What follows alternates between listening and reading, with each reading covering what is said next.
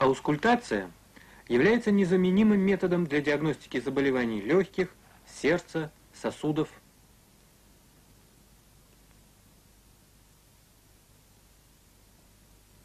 При непосредственной аускультации звуки почти не искажаются, но воспринимаются с большей поверхности.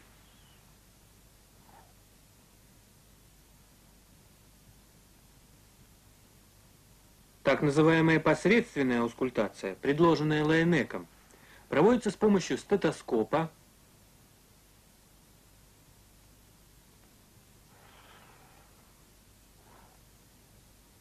или фонендоскопа.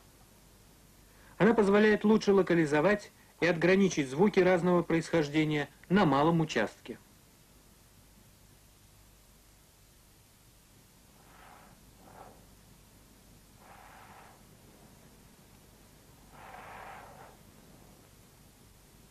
При выслушивании легких прежде всего обращают внимание на характер основных дыхательных шумов.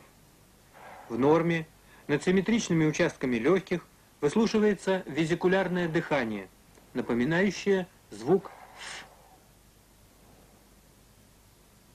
Оно возникает во время вдоха и в первую треть выдоха вследствие колебаний альвеолярных стенок.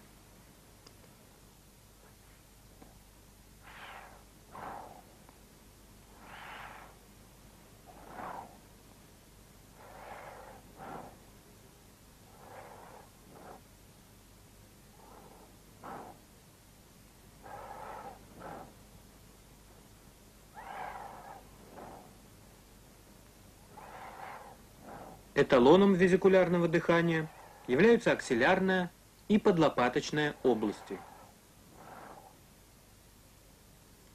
Над гортанью и трахеей выслушивается ларинготрахеальное дыхание, возникающее при прохождении воздуха через голосовую щель. Оно отличается более грубым тембром и напоминает звук «х». Патологическое ослабление везикулярного дыхания наблюдается при скоплении жидкости в плевральной полости.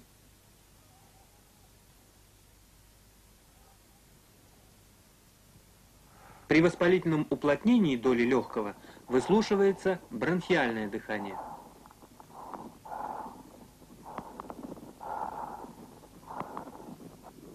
А при наличии каверны или абсцесса – амфорическое дыхание.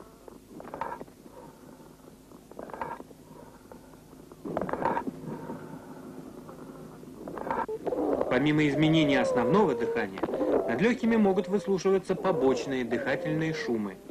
Сейчас вы слышите сухие хрипы у больного во время приступа бронхиальной астмы. Они образуются в результате спазма бронхов и сужения их вязким эксудатом. При скоплении в бронхах жидкого секрета над легкими можно выслушать влажные хрипы.